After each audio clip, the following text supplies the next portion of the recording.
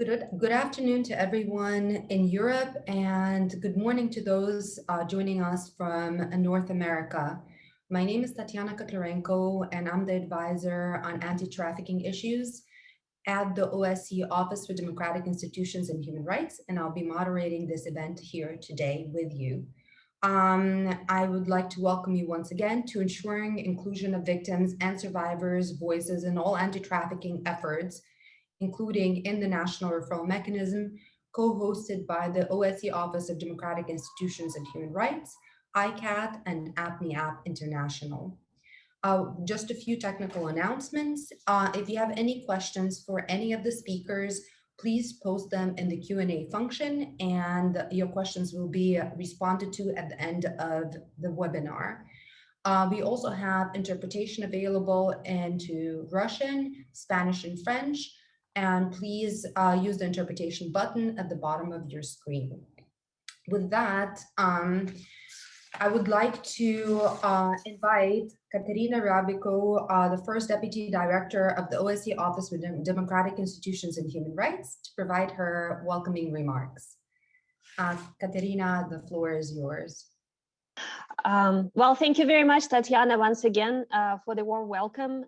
And it's actually my pleasure to be here today and to address you, all of you, on behalf of the Office for Democratic Institutions and Human Rights. And warmly welcome you to this very important event.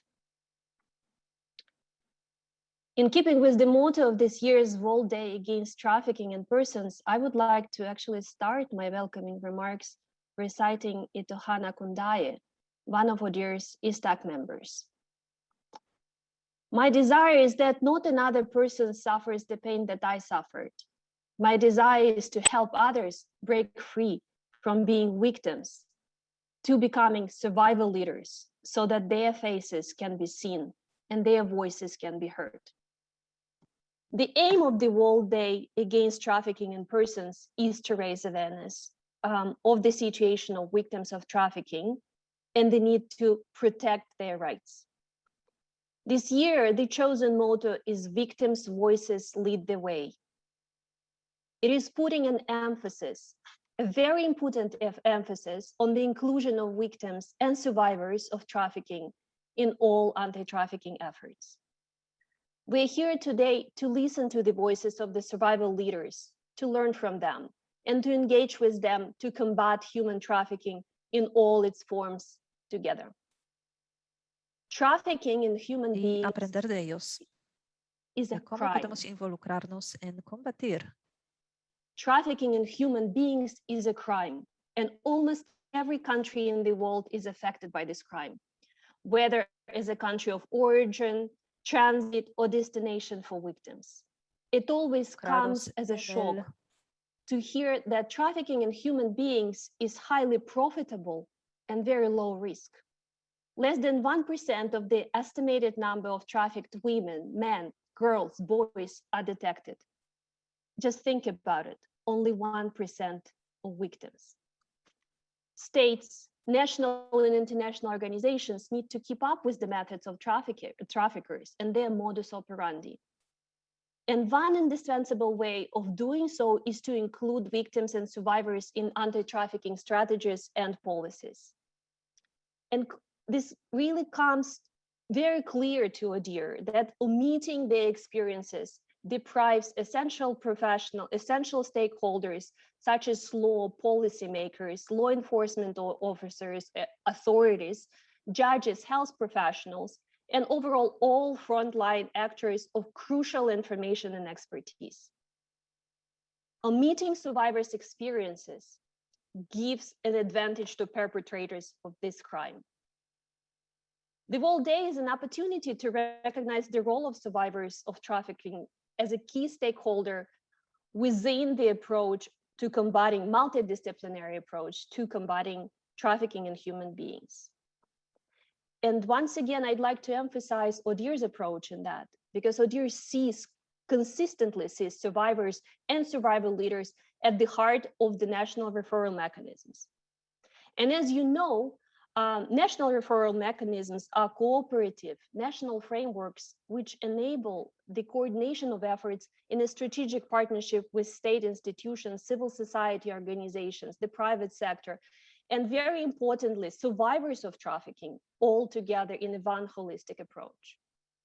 And this is indeed the approach that has proven to better enable governments to fulfill the obligations to protect and promote the human rights of victims and survivors of trafficking.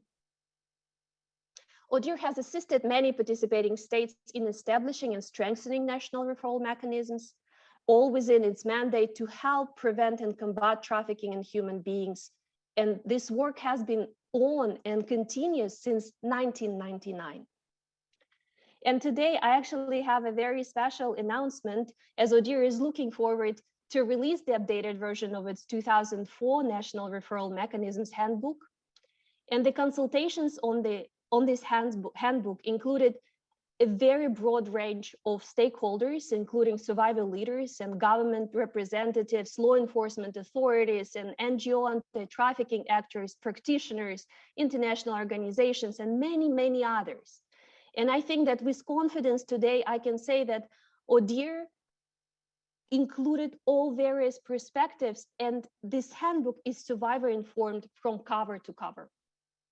And ahead of the forthcoming publication that at least we need to wait a little bit more for, we are making available a fact sheet on this handbook today as part of this event. And I'm looking forward to the release of the fact sheet myself. I'm also pleased that as of January this year, ODIHR's anti-trafficking work is supported by the advice of the International Survivors of Trafficking Advisory Council. And I would like to take a moment and recognize the powerful survivor leaders among us from the ICAT. Their contribution and tireless efforts serve as an inspiration to all of us to refocus our efforts and to be inclusive, fully inclusive of the survivor perspective in assisting exploitation.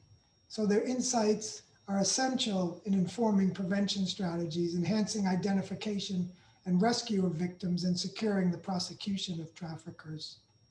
And they have a key role to play in the development of programs that ensure the long-term recovery and social inclusion of trafficking victims, which is particularly important during the ongoing COVID-19 pandemic. As demonstrated by a UNODC study launched earlier this month, the pandemic has in fact increased vulnerabilities of survivors and the risks of re-trafficking while creating additional need for support. And a further recent global analysis by UNODC shows that traffickers often deliberately use victims to shield themselves from prosecution by forcing them to commit crimes. And this often leads to victims being unjustly punished for illegal acts that they were forced to commit by their traffickers. So it's therefore crucial to uphold the principle of non-punishment of victims of trafficking, which should apply to all types of punishment, including criminal, civil, administrative, immigration offenses, regardless of their gravity or seriousness. And only by removing barriers like this will victims be enabled to fully exercise their leadership potential in anti-trafficking efforts. So to mark this day, I mentioned that the UN, particularly through UNODC, has launched a campaign. It's called Victims' Voices Lead the Way, featuring interviews with survivors who illustrate the positive impact of survivor engagement and the need for victim empowerment.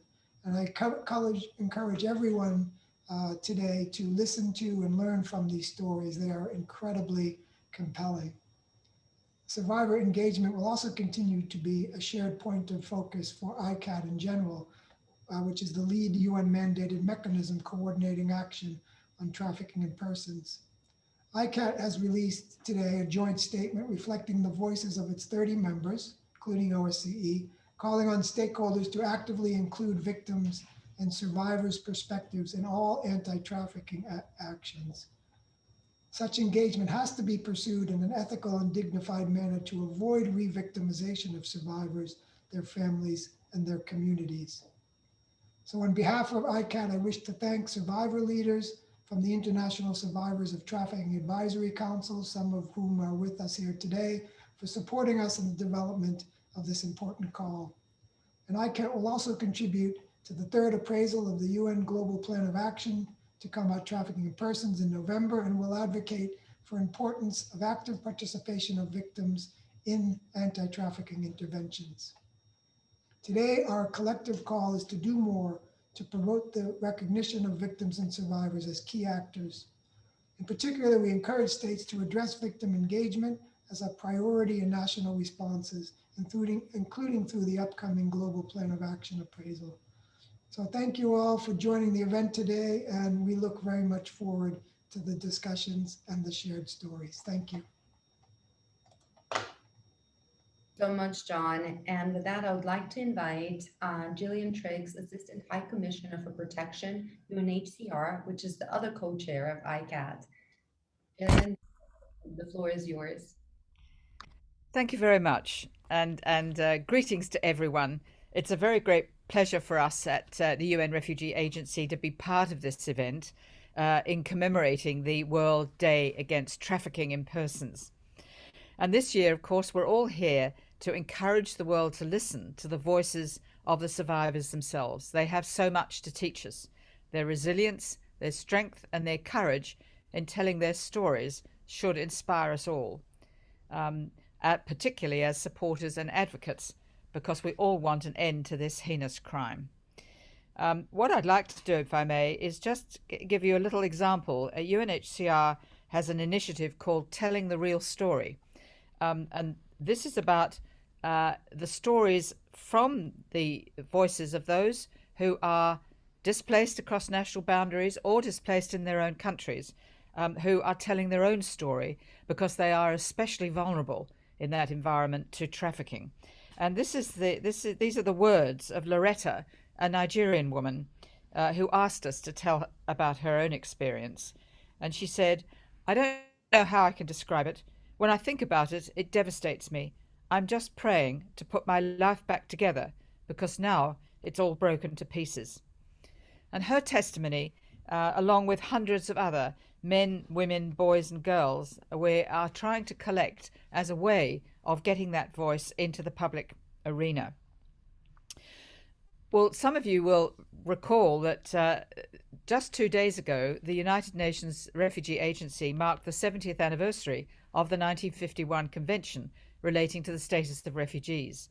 That, of course, is our underlying legal foundation for the work that we do at UNHCR, and it provides a basis for protection for millions of refugees. But we're particularly gratified to note that it is now increasingly recognized that victims of trafficking may need international protection as refugees. And that is for the reason that applied to Loretta, that as somebody seeking international protection, they are particularly vulnerable to trafficking, and we need to be sure that we understand the link between the need to protect victims of trafficking and UNHCR's mandate. And that is now providing a strong basis for work in this area. We're particularly glad that we are chairing with UN ODC the International Coordination Group Against Trafficking, which brings together a very strong group of actors with complementary mandates and expertise to ensure that we have an enhanced global effort to address trafficking. On the 20th anniversary of the Protocol on Trafficking in Persons, that was in 2020, ICAT presented an analytical review of progress made in the last 2 decades. That review reminded us very starkly of how much more needs to be done. And perhaps I can amplify that point by saying that when the Refugee Convention was agreed 70 years ago, the 26 plenipotentiary negotiators were dealing with, at that time, 2 million people who'd been displaced, largely after 6 years after the end of the Second World War. This year, the UN Refugee Agency reported 82.4 million people either displaced in their own country or seeking protection internationally. And it's those vulnerable people who are most especially vulnerable to trafficking. And that is why we are keen to have it, perhaps advocate for a clearer understanding of how much more needs to be done in this problem that is now escalating at a huge rate, double the numbers of people on the move in the last 10 years alone. So the appraisal that is being done of the implementation of the global plan of action to combat trafficking in persons is another opportunity to step up this work. Today's event, of course, exemplifies how ICAT and the UN as a whole have a continuing commitment to anti-trafficking, and we will work as closely as we can with states as they commit themselves to stepping up their engagements to reduce and hopefully one day eradicate the suffering of victims and survivors. Allow us today to acknowledge the very great work of the UN Special Rapporteur in Trafficking in Persons. Her recent report to the Human Rights Council gave an impetus to anti-trafficking actors, gave us inspiration to redouble our efforts to ensure the fulfillment of the basic human rights of all victims of trafficking. And finally then, can I thank OSCE, which earlier this year set up the International Survivors of Trafficking Advisory Council, which comprises, I understand, 21 people who've been trafficked. And that, of course, is very strongly represented today. These efforts bring real life, and that's why it's so important to hear the voice of those people who've been trafficked. That brings to life the work in this very crucial area. So we're all inspired to continue our work by the stories of survivors of trafficking, and we hope that they all have a chance to tell their story. So thank you all very much. Jillian, thank you so much for your welcoming remarks. I am sure they're appreciated by the survivor leaders who are here with us today, both as participants and as presenters.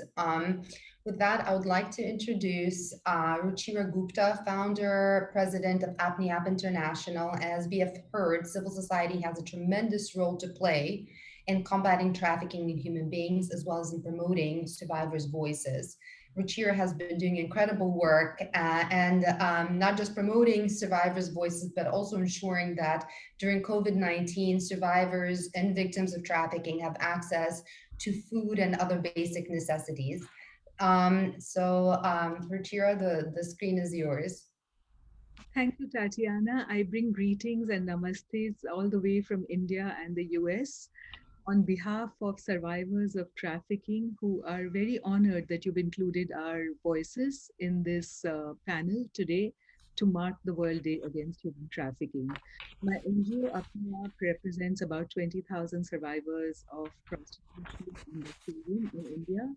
And we work with about 28 other NGOs across the world, from the Coalition to Abolish Prostitution and the Coalition Against Trafficking in Women, to make sure that the voices of survivors are never forgotten and their basic needs are recognized as human rights. So thank you, a big thank you to Tatiana's leadership in OSCE ODIHR for making sure that survivor voices were included every step of the way, for the National Referral Mechanism Handbook, for the fact sheet, and in today's event, which will have many facets to it. This is a long journey, and it's 22 years since the UN Protocol to End Trafficking in Persons was established. And we've come a long way, as I can see from the panel. A big thank you to the leadership of UNODC and UNHCR as well, and ICAT for consolidating the work that we are doing and taking it forward with the inclusion of survivor voices. And Chandra Waburun too, who is the chair of the International Survivors Advisory Council. Thank you to all of you. Today, I'm just here to mention a few things. COVID has been devastating to everybody in general, but it has been particularly devastating to victims and survivors of human trafficking. Most services in most countries actually came to a halt when COVID hit, due to the lockdowns, due to the failure of public health facilities, and also due to the collapse of education systems. Besides that, what also happened across the world globally and in my own country, India, was that essential services for survivors and their children came to a grinding halt. There were shelters which ran out of food, domestic violence hotlines stopped working, child protection services were absolutely non-existent. survivors and their children had to make do inside red light areas, sometimes in small rooms with no windows, 11 people to a room, because the children had been sent back from the boarding schools into the brothels. Transportation was closed down in my country in repeated lockdowns. So the survivors could not leave the red light area. There were police curfew like conditions, and many survivors who were transitioning to daily wage work lost any income. They sold their last gold chain. They had no savings. They got into the clutches of money lenders. And there was a steep spike in sex trafficking. Sex predators began to show up in the red light areas, telling the survivors that we will give you food if you let your children perform in sex videos. Also, survivors were forced to participate in very violent acts just in return for food. So, today I just wanted to share the kind of challenges that survivors faced. Along with that, I want to mention the heroic efforts of civil society to fill this gap. Most civil societies across the organization were on the ground because they provide services and do community organizing just where the what has impacted on the lives of these very precarious women and children is not going to go away overnight, even when many of us, most of us are vaccinated. Livelihoods have disappeared. Children have lost 2 years, 3 years of schooling, and they have got into the workforce. So the recommendations that we have to the esteemed panel of policymakers today from the UN and other bodies like OSCE is to create a coordinated response and recommendations to the governments of the world, asking them to have fiscal stimuli for survivors of prostitution, those at risk to prostitution, so they can build back their lives, to make sure there are crisis management services for the next 5 years, so that if systems break down, nobody forgets the person I call the last girl, who's the 13-year-old in a brothel or the 19-year-old in a street corner in America or India. And to make sure that children's programs are activated so that they can access online education, because the lockdowns are going to continue intermittently, and many children have just dropped out because they don't have Wi-Fi plans or computers, and they now are at risk and being recruited by traffickers. We also recommend for governments across the world that survivors not be forgotten in the new measures that are being implemented in terms of health services. Very often, health services reach the middle class, but they don't reach the most vulnerable areas. And many children inside the red light areas, as a result, have lost a parent, or a parent has lost a livelihood. So we need to create a special fund for health services for these areas, and also make sure that those who have lost their parents have a cushioning financial package which will look after them.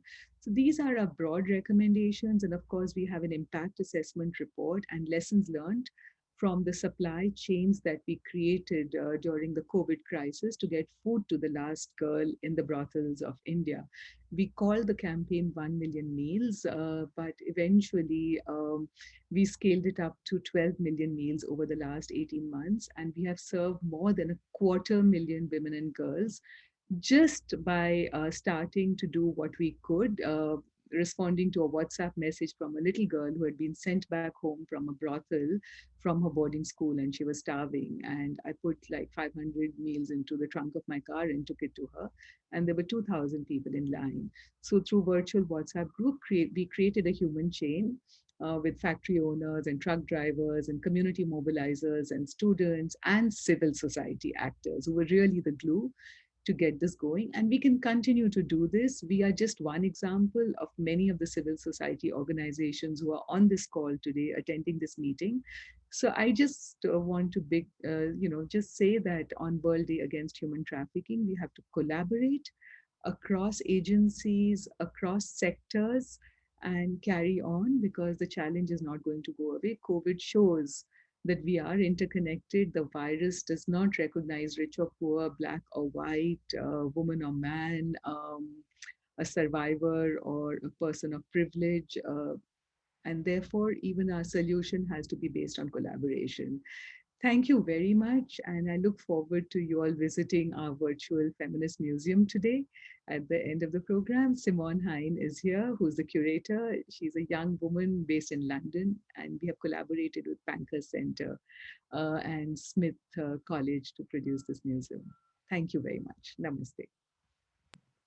Thank you so much, Ruchira. And just to mention that last year, ODIHR and UN Women released a report actually to look at the consequences of COVID-19 pandemic. And one of the things that was specifically noted is the loss of civil society organizations due to lack of funding and government support, which has long-term consequences as many women, children, men have been made vulnerable to trafficking in the past year and a half and going forwards as well.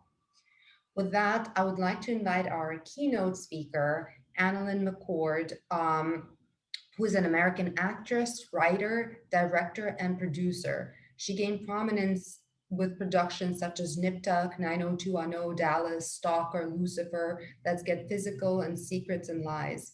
For her role in the movie Excision, McCord won Best Actress at the Malaga International Week of Fantastic Cinema in 2012. She's currently filming in New York on Starz 50 Cent produced Power prequel Raising Kanan. During her free time, McCord has contributed to various charities. She's the founder of the Love Storm, a campaign which raises awareness for those victimized by human trafficking and sexual violence. In 2009, McCord was awarded a U.S. congressional honor by Connecticut Congresswoman Rosa DeLauro for her anti-trafficking work. In 2019, McCord was nominated for Best Actress at the Madrid International Film Festival for her role in Milkshake Girls, a short film about sex trafficking. In 2014, McCord revealed that she was sexually assaulted when she was 19 by a male friend. In March 2015, while speaking at the United Nations support of UNFPA, McCord announced her alignment with the NFL-supported anti-sexual assault and anti-domestic violence abuse project, the No More campaign. McCord connected with the No More UK and has extended her ambassadorship overseas. In 2018, while undergoing EMDR, McCord had late memories of the years of child sexual abuse resurface. She has since become an advocate for the profound treatment and the remarkable transformation to which it has led her. As a TEDx speaker, advocate, and activist, and mediation leader, McCord continues to engage audiences at colleges, events, and private engagements with her transformative tools and candid outlook on sexual violence, domestic abuse, and human trafficking. AnnaLynne, the screen is yours. Thank you, Tatiana. Thank you, John, Jillian, Ruchira. Thank you, everyone, for your beautiful remarks. Ladies, gentlemen, distinguished guests, I would like to start my remarks today by addressing demand for sexual exploitation of women and children, specifically women and girls, as they constitute the majority of detected victims of trafficking in human beings, especially if they are from marginalized communities. Trafficking in women and girls does not happen in isolation. It happens in a continuum of violence and is always linked to demand. I've spent 13 years in the fight to end sex trafficking and sexual violence. I think of Kanya, who we rescued at age 3, by which point she had been sold and resold 3 times. I think of Sina, rescued at age 13, after years of being trafficked and tortured. Due to psychological imprisonment, coercion, and devastating fear, Sina would break free from our center and run back to the brothels because she didn't know any other life. I'm also reminded of my very first trip to Phnom Penh, Cambodia. It's over a decade ago. I remember visiting the red light district in the local slums. I remember all the brave, courageous women there, one of whom took my hands and pleaded with me in Khmer. I didn't know what she was saying, but I knew it was important. My translator responded, ate, meaning ate. And I was like, what's going on? What is she asking? I would go on to learn ate meaning meant no, older lady. My translator explained that she was asking me to take her daughter back to America so that she didn't have to grow up in the brothels in this life. Factors such as poverty and the inability to gain access to decent work may push women to seek risky economic opportunities where they are at risk of coercion, abuse, and trafficking. Attempts to flee violent and abusive situations also prompt women and girls to take risks that may result in trafficking. We would not need to be here today for another World Day against trafficking in persons if there was no demand for goods produced by victims of trafficking for labor exploitation, or if there was no demand for victims of trafficking for sexual exploitation. Strategies to address demand need to be part and parcel of any action on combating trafficking in human beings. This event reminds us of the necessity to work together, not only to address the consequences of trafficking in human beings, but to come up with impactful solutions to prevent it. And this cannot be accomplished without the inclusion of survivor leaders at the very center of this process. I'm so grateful to be with you virtually, albeit on this very important day, to both address and challenge you on this issue because it weighs so heavily on my heart. I am so grateful to the OSCE, Office of Democratic Institutions and Human Rights, the Interagency Coordination Group Against Trafficking in Persons, the NGO Apne Women Worldwide, and I love this woman, the survivor leader, Chandra Wowo-Runtu, for asking me to join this distinguished group of powerful voices leading the fight against human trafficking. But if you know me, you know my heart, and more than anything in this world, I'm so grateful to the survivors of human trafficking, my girls in Cambodia, whose impact on me has been profound and absolutely life-changing. I first met survivors of trafficking, as I said, over a decade ago when I took my initial trip to Cambodia while working with a ground team. We were providing support, education, and reintegration into society for women and girls who had been or were vulnerable to being trafficked for sexual exploitation. I went there thinking I was going to help these girls, but ultimately my girls saved me. Some of them were as young as 2 years old. They taught me lessons like resilience. They taught me courage. And eventually they taught me a very important lesson, the lesson that led to their own personal freedom, how to forgive and how to love. Notwithstanding the undebatable need to ensure appropriate punishment for those who take advantage and exploit human lives. A lesson I've learned from my brave survivors was that forgiveness is a major aspect of the individual healing process. And I now understand this very personally due to my own life story. Today, OSCE ODIHR will talk about a handbook on how to build sustainable national anti-trafficking frameworks to identify, protect, support, assist, and ensure criminal justice and social inclusion for victims and survivors of human trafficking.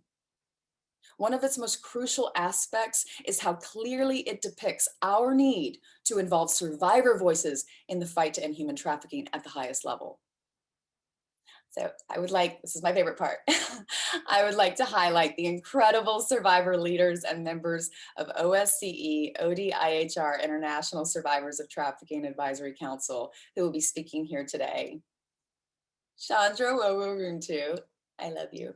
Jerome Ilam, Daniela DeLuca, Kendall Alemo, and Tamia Nagy. Thank you guys for existing. Thank you for being here. The profound importance of the inclusion of survivor-led programs, work efforts, leadership, and awareness education, as well as the creation of national and international survivors advisory councils, boils down to a few things. First and foremost, we cannot know what we do not know.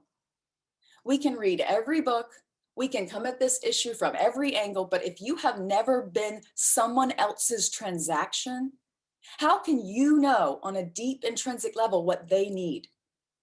Survivors can answer questions you don't even know to ask. We need survivors leading this fight. We need to empower them so they can speak up and tell us what they really need the most, perhaps, including speaking for those who have not yet managed to make it out of the exploitation cycle and whose voices remain silenced and unheard. That brings me to point number 2. I'm very passionate about this, you guys might realize. Peer-to-peer support. As appropriate, survivors of trafficking can play a crucial role in supporting those who are going through similar traumas. Survivors can provide victims of trafficking with strength, nurture, assurance, care, and a sense of intuitive knowing that cannot be afforded otherwise. I think of 2 of my girls who I've watched grow up, Ratana and Nora, 2 survivors that I was able to help put through college to become psychologists years later. When I was undergoing PTSD treatment for my own childhood sexual trauma, Ratana and Nora, survivors of sex trafficking and sexual violence, became my 24/7 round-the-clock psychological care. This is the power of empowering survivors. Peer-to-peer support is crucial. However, it need not overshadow the importance of specialized assistance, and certainly not support of states. We need you. In particular, psychosocial support to provide victims with tools to ensure their recovery and social reintegration.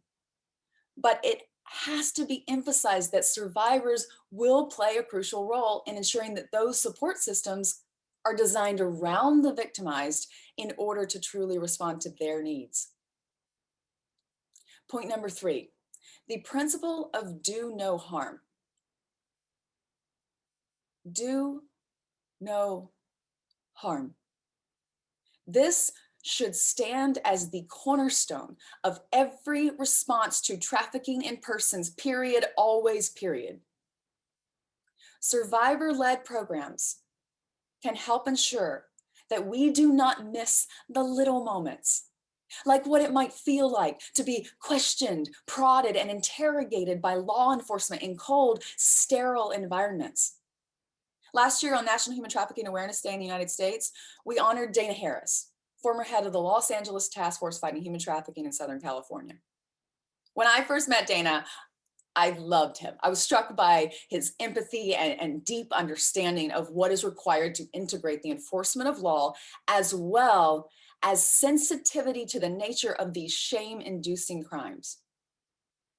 In educating the public, Dana would ask everyone to close their eyes and do this exercise. He'd say, okay, close your eyes. Can you think of your most embarrassing moment? And some people would kind of smile or whatever. Then he'd say, now imagine your most intimate moment. And everybody would think of something, their faces would get serious. And he'd say, okay, open your eyes and tell the whole room what you just thought of. He'd go on to explain, we ask individuals who have suffered the most atrocious traumas to sit on a cold metal chair in a bright, sterile room and divulge all of the things that create such feelings of shame that most would keep silent about them for the rest of their lives. This approach must evolve. We are responsible for every survivor that we mishandle due to ignorance or negligence. We are responsible for what they go on to do if we are the cause of their re-victimization. That brings me to my 4th point, tackling root causes. If we want to end human trafficking, we have to go to the root of the issue. We must label, target, zero in on, and eradicate the factors that both create vulnerabilities that lead to victimization and those that lead to perpetration. The issue of demand, which I started my speech with, as well as the creation of traffickers, pimps, and abusers, most of whom were victimized or marginalized as children. We must cease creating perpetrators.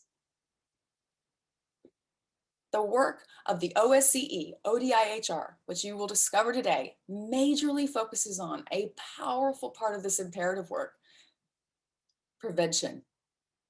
As we work on prevention, we must tackle issues such as demand, discrimination, gender and socioeconomic inequalities, instability and conflict, which create perfect environments for crime to thrive. In this way, we will have the opportunity to not only prevent further victims, but also new perpetrators. I just want to take a second and commend the OSCE ODIHR for the upcoming release of the updated NRM handbook and all of the tangible guidance it affords us. In conclusion, I have one final point, and this is my favorite point. We must work together. We have to do this together. Isolated, we're like little tiny waves on the ocean. Together, we are a tsunami of powerful force combating these issues. Not only must we recognize the role of survivors and systematically pursue their involvement in formulating all types of anti-trafficking responses, but we need all anti-trafficking actors to cooperate with each other. We got to do it together, guys. The Interagency Coordination Group Against Trafficking in Persons, represented today by its wonderful co-chairs, the UNODC and the UNHCR, and we've just heard from, is a mechanism providing for that opportunity, bringing together 30 entities from the United Nations and other international and regional organizations working on trafficking in persons. It works to provide a much needed coherence in anti-trafficking responses across the globe. As we just heard from speakers before me, ICAT has today released an important statement which speaks with one united voice and calls on recognizing the important role of victims and survivors of trafficking and ensuring their engagement in all anti-trafficking actions. I encourage all of you, please read through it. We must make this a standard practice going forward. As we have heard, states have a concrete opportunity to do this by bringing this issue to the forefront at the upcoming appraisal of the United Nations Global Plan of Action to combat human trafficking later this year. I call on you, please, please don't miss this chance. I would also like to call on states to ensure inclusion of survivors' voices and lived experience by acknowledging their professional expertise and contributions through establishment of national survivors of trafficking advisory councils. As an American, I'm very proud of the US Presidential Survivors of Trafficking Advisory Council in my country. I would also like to take this moment to remind states of their commitment to the implementation of Article 9 of the Palermo Protocol, which obliges states to adopt or strengthen legislative or other measures to discourage the demand that fosters all forms of exploitation of persons, especially women and children, that leads to trafficking. This is important also in the context of digital technology, which exposes potential victims to increased risk of trafficking. Human trafficking has been around for a very long time. I'm so tired of it. I'm so tired of people being sold as commodities. If we want to see its eradication, if we truly want to end it, we have to get radical. We have to see human trafficking everywhere it is, especially when it lives in our very own societies. Ultimately, each and every one of us has a role to play in the fight against human trafficking, including upholding the value of freedom at all costs, and ensuring that we are not responsible for generating demand for trafficking victims and stigmatizing or re-exploiting survivors of trafficking. But perhaps most of all, we must remain committed to protecting the very, very best of us, our little children,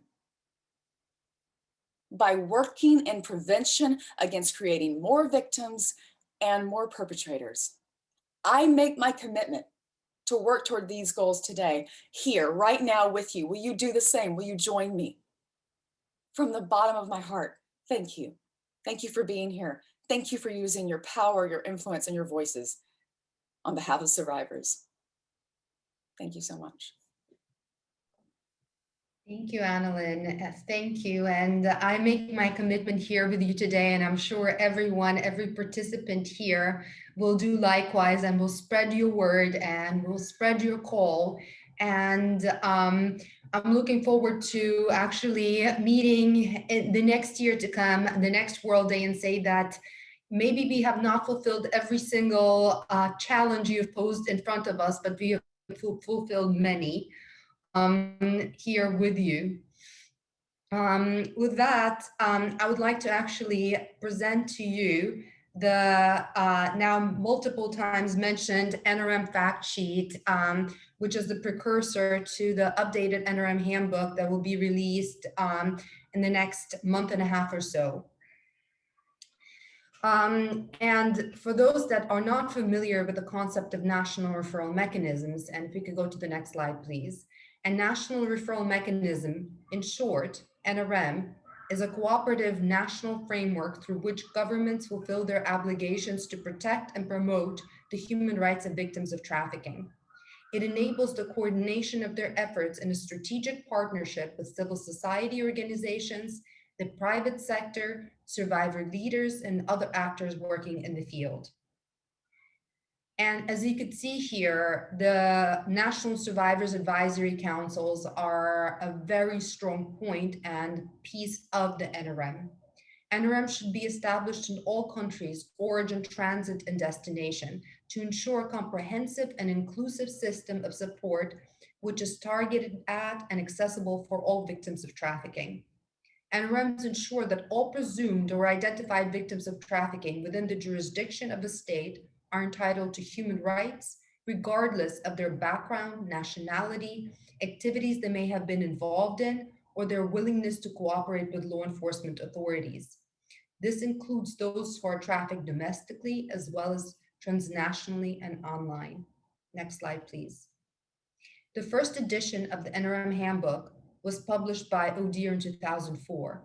While human trafficking was already being recognized as a serious abuse of human rights and a threat to security, NRMs as we know them today were not yet in operation. They have since been established in many OSCE participating states and globally, creating a range of national anti-trafficking frameworks with the aim of ensuring a human rights compliant mechanism for victims and survivors of human trafficking. Moreover, the second edition seeks to incorporate the many enhancements with regard to legislation, technological innovations for tracking the trafficking crime, policy developments, capacity building, and other initiatives for law enforcement authorities and relating to criminal justice systems. There has also been significant improvement of the NRM coordination and partnerships.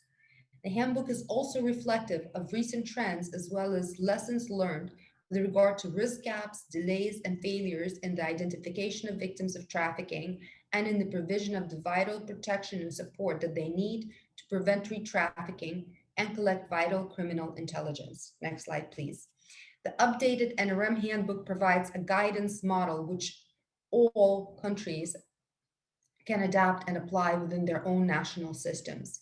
Its purpose is to provide essential know-how of the working methods, procedures, and services that are required in order to fulfill the objectives of NRMs. Building on the experience and lessons learned, it explains the specific and individual needs and risks of adults and children who are victims of trafficking, centering all communications and actions on the protection of victims and the overall prevention of human trafficking. The update is guided by 12 NRM principles that guide the creation and implementation of NRMs. 4 NRM pillars, which are the foundations and are structured along identification plus protection, individual support and access to services, social inclusion, and criminal justice and redress. It also includes NRM recommended standards, which provide a measurable framework for implementation of 4 NRM pillars. Next slide, please.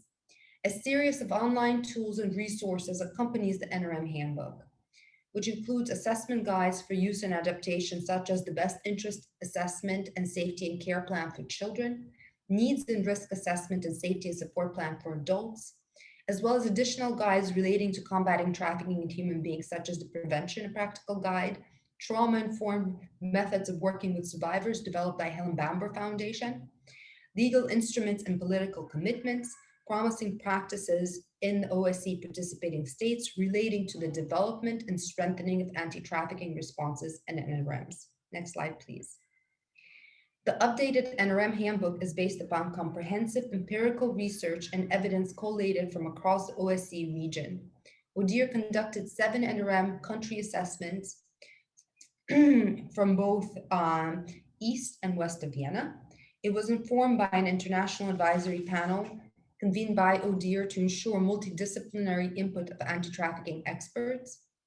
Consultations included survivor leaders, government representatives, national rapporteurs, academics, lawyers, prosecutors, judges, law enforcement authorities, child specialists, mental and physical health care specialists, IGO and NGO anti-trafficking experts, and practitioners, as well as the co-chairs of ICAT, UNHCR, and UNODC. Next slide, please. The expertise of international survivor leaders was central to the handbook. Survivor leaders are highly active in international efforts to combat trafficking. They have lived experiences, knowledge, and insight into the methods and activities of traffickers, together with an unrivaled understanding of survivors' individual needs and the specific risks that they face. Survivor leaders should inform and influence all aspects of NRM structures. This includes service delivery and procedures, as well as anti-trafficking legislation, government policy making, public awareness raising, provision of education and training, and ensuring high standards of frontline support for victims and survivors. They can enhance and inform procedures for effective identification of victims, as well as guide the protection of victims and the prevention of re-trafficking. Therefore, the NRM handbook is informed by international survivors, surveys and interviews, survivor leaders through the NRM advisory expert group, portraits, as you can see on the cover, Chandra Varuntu and Jerome Elam, who are part of eStock, are represented there, as well as Ronnie Marty. Quotes, guidance, information, as well as International Survivors of Trafficking Advisory Council, as you've heard, which was established earlier this year. Next slide, please. NRM should be as inclusive as possible in terms of stakeholder participation, cooperation, and strategic partnership. The role and remit of all NRM stakeholders should be clearly defined and maintained to ensure the protection and promotion of the human rights of victims of trafficking in all circumstances. Multi-agency partnership is the key to effective NRMs. Trained multi-agency first responders and other professionals who operate within NRM subnational and local teams and networks can be highly effective in the identification of victims and the delivery of NRM services. Mobile teams are the most effective because they can travel to identify victims of trafficking wherever they may be located. The NRM handbook promotes operational partnership protocols, which should be used to clearly define the purpose and coordination of a joint working relationship, whilst ensuring the maintenance of each party's independence within the mandate and remit of their role. Operational protocols can create and maintain integral and direct links within NRMs between law enforcement authorities, statutory services, national child protection systems, and healthcare services. Next slide, please. The updated NRM handbook offers child-centered guidance throughout, which the first version did not. For example, it explains the child-specific vulnerabilities to trafficking, focuses on child-friendly identification and protection procedures, specifically encourages the allocation of guardian advocates for child victims of trafficking, who are qualified child specialists, professionals, vetted, trained, and equipped to provide specialist individual support to each child. It further promotes child-appropriate investigation procedures. For instance, the NRM handbook recommends the Barnhouse model for children as a useful basis and reference guide for the treatment of child victims and witnesses within criminal justice proceedings. The Barnhouse model provides specialist forensic examination and therapeutic care and has developed a good practice model, which has meanwhile been adopted in a range of countries. It is a child-friendly, multidisciplinary, and interagency model responding to child victims and witnesses of violence, including victims of trafficking. Next slide, please. NRM procedures and services should be gender sensitive, as well as be based on a developed national policy and strategy to address the gender dynamics of human trafficking. This should be tailored for victims of trafficking throughout. It is important to understand experiences of gender-based violence to have an informed understanding of survivors' individual needs and risks.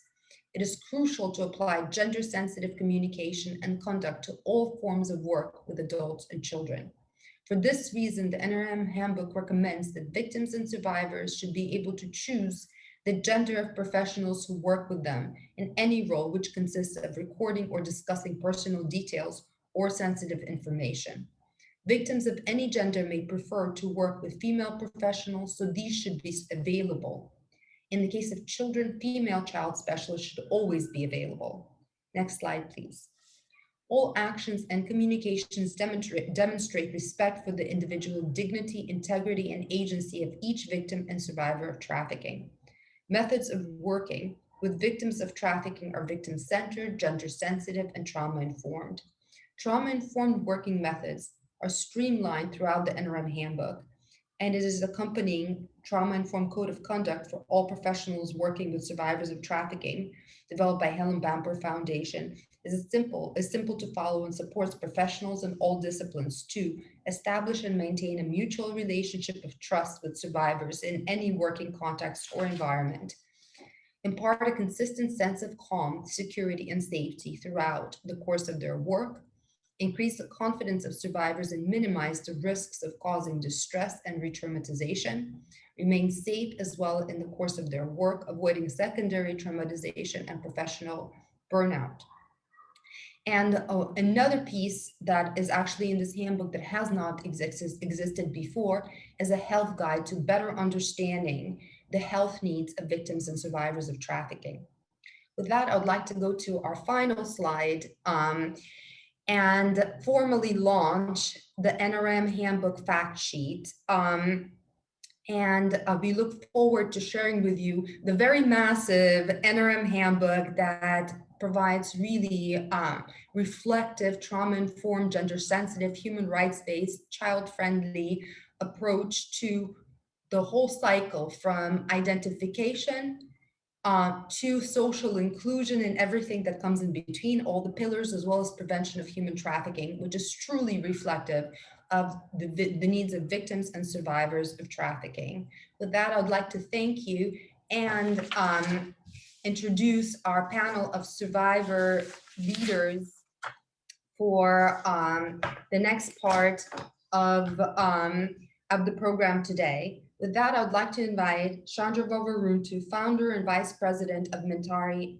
and chair of the International Survivors of Trafficking Advisory Council. Chandra was a member of the U.S. Advisory Council on Human Trafficking and a survivor of human trafficking and domestic violence. In 2014, Governor Chris Christie appointed Chandra to be a commissioner of human trafficking for the state of New Jersey. And in 2015, President Obama appointed Chandra as one of 11 members of the U.S. Advisory Council on Human Trafficking.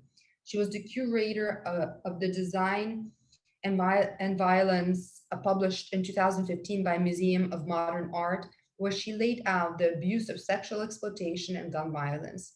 Chandra is the founder of the Mentari Human Trafficking Survivor Empowerment Program, Inc., an organization aimed at empowering human trafficking survivors in their reintegration back into community and society independently. As a survivor leader, Vovaruntu is devoted to helping other survivors through an empowerment program. In 2017, she was recognized as the L'Oréal Paris Women of Worth National Honoree. As a survivor advocate and lobbyist, she helped to pass local and federal anti-trafficking legislation and has been recognized as 2020 Power of Diversity, the most influential 100 Asian Americans in New York politics and policy. Chandra, the screen is yours. First of all, thank you, Tatiana, for introduction. And it is just blown me. This event just, reminded me as a survivor. And I would like to welcome attendees and Excellencies, distinguished guests, ladies and gentlemen, I am so thrilled to be here because World Day Against Human Trafficking is to truly understand the urgency in respecting our fundamental human dignity, which is universal and indivisible.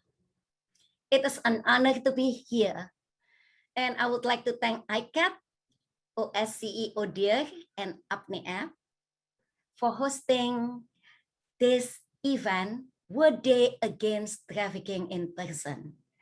Thank you, AnnaLynne, for your remark. You know that I love you, and thank you for recognizing me 2 years ago before the pandemic.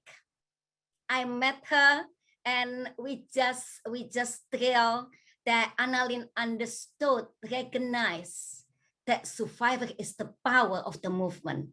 Thank you for the Love Storm movement. And today is the day that we would like to highlight that each of us deserve humanity, respect, and dignity. And we embrace freedom, equality, and fairly in this universe. Today, we would like to highlight that we should work together more harder to end human trafficking through our daily work. Today, we want to make sure that we listen to survivors, learn from them, and include them in our anti-trafficking work. And I would like to thank Ms. Gabierko, Mr. Brandolino, and Ms. Trix for mentioning that survivor engagement are important. Acknowledgement that survivors become leaders, and we should value the engagement, and also AnnaLynne mentioned the power of survivor movement that lead the framework of anti-trafficking globally. And Ruchira Gupta mentioned survivor inclusion is a must, a must. And I would like to thank OSCE, ODIHR, especially internationally recognized that involving survivor voices on the table will create comprehensive survivor-informed action and solution. And the establishment of protocol, the agreement of many countries to make sure that the countries will fight human trafficking through paradigm 3P: prevention, which is comprehensive, active, and proactive prevention program needed. We need more prevention because prevention, I always mention, prevention is the best solution to end trafficking. And the next is prosecution. And, mentioned by AnnaLynne, prosecution, we always concentrate on trafficker. We need more focus on sex buyers, their allies, and also the root and parties that involved in the trafficking situation, like recruitment agencies.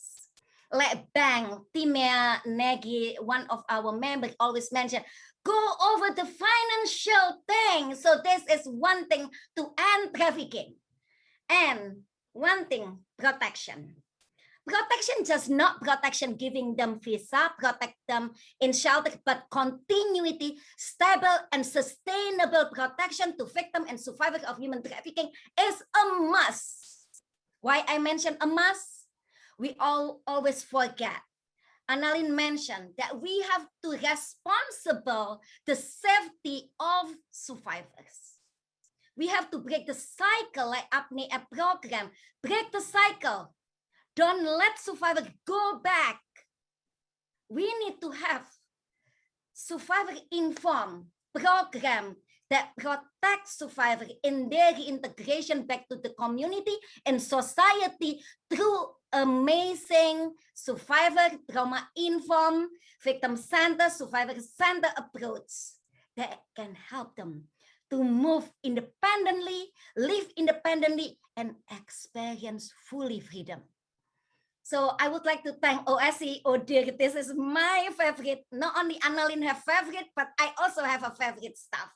The OSCE and ODIHR already recognize the survivor inclusion since 2017 by identifying them to be an advisor, to be a consultant of establishment of the new NRM handbook, which is Tatiana already explained, described. It's amazing, right? It's amazing how survivor voices, advice, input, laid in NRM from the first page until the end. It is amazingly, I just cannot say, thankful and grateful that it's happening. It's near, it's happening. This is the best practice of the anti-trafficking framework that have to be followed by OSCE participating state and international movement, because of this framework is the best framework that we have in this universe.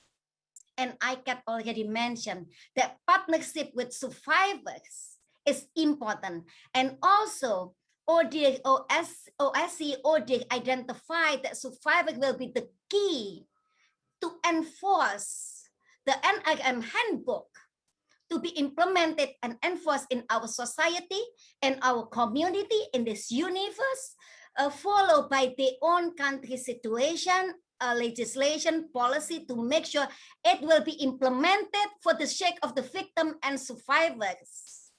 So this is what we have to do. This is just remind us that we are here because of the victimization, because of I was a victim. And if I wasn't a victim, this would never happen. Because of those million victims, our work happened. It's not about us. It is about those who were victimized, that didn't have a freedom, that experienced trafficking. And, a lot of things I don't need to explain anymore about NRM. It's Tatiana laid clearly and details. And I just want to encourage that member state and the world listen to survivors. Include them since the beginning of the work until the end. Just don't use them for the completion of the work, of your mission. That's why I love about OSCE, ODIHR, Apne app that included survivors since the beginning until the end, until the establishment of NRM, including ICAT in the book. So thank you, and thank you. And ICAT and members. One more. ICAT and members would like to invite you to work together. We are looking forward in collaboration, partnership, to create a better world. It will not happen without each of you. Without each of you, it will not happen. Let's come together, work together, and today is the day that we have to stand up together for the better world. Thank you. Thank you so much, Chandra. And I would like to reiterate your invitation for OSCE ODIHR's eStock to support and provide survivor knowledge, voices, professional expertise to all of your work. And I know ICAT, as well as many others, have already called upon ODIHR's eStock to do just so, and they have been doing so in an incredible way. With that, I would like to hand the floor to the second person you saw on the cover of the NRM handbook, Jerome Elam, who is a member of eStock and president and CEO of a Trafficking in America Task Force and a survivor leader. Jerome is the author lecturer on human trafficking survivor, as well as the president and CEO of Trafficking in America Task Force and a special advisor to Utah Attorney General. Jerome Elam was raised in the South and joined the United States Marine Corps at the age of 17 and spent the next 8 years seeing the world. After his enlistment was finished, Jerome attended college and graduated to work in the biotechnology sector. He's a veteran of the United States Marine Corps and a survivor of child abuse, child sex trafficking, and child pornography. Jerome shares his experience in the hope that those suffering in silence will find the courage to speak out and share their voices. Jerome, the screen is yours. Tatiana, thank you so much. And Chandra, we've known each other for years, and you never cease to inspire me every time I hear you speak. AnnaLynne, I just want to say thank you so much for your courage and for turning something so painful into something so beautiful through your efforts. God bless you. Thank you so much. I want to thank, ICAT, ODIHR, and Women Worldwide for organizing this event. I'm just truly honored to be among you today. As a victim of child sex trafficking, I lived in a world where hope existed only in the safety of my dreams. Every day I would pray that I would live to see another sunrise and that the next person waiting in line to molest me would not break my bones or take my life. For 7 years, from the age of 5 to the age of 12, I languished in the darkness and tried to tell a total of 10 people, including a doctor and a teacher, that my innocence was being sold 10 to 12 times a day to the most depraved in society. It was only as my life hung in the balance in the emergency room that a young nurse who had educated herself on the science of child abuse noticed that the mosaic of bruises and scars belied the suffering that I was enduring. Recent studies have finally begun to shed a light on the large percentage of men and boys being ruthlessly sold, hidden in plain sight. Males have unfortunately remained hidden in the shadows of our understanding of exactly just who can be a powerless victim of human trafficking. Rates of suicide among male victims of sexual trauma are 14 times higher than the norm, and they are 38 times more likely to die from a drug overdose.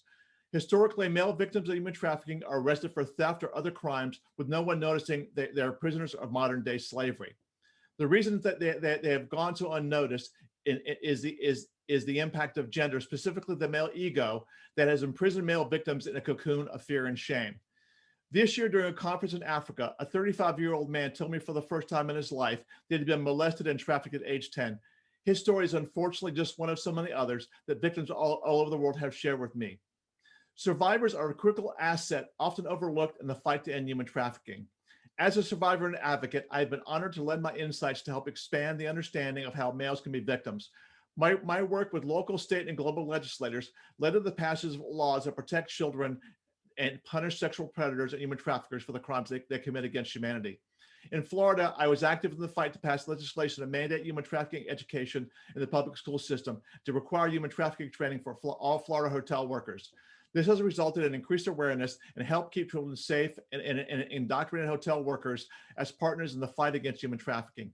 In addition, my work with medical professionals has been particularly rewarding. And in 2018, I had the honor of being the keynote speaker at the International Conference of Forensic Nurses in Reno, Nevada, where I also taught a breakout session on trafficked boys.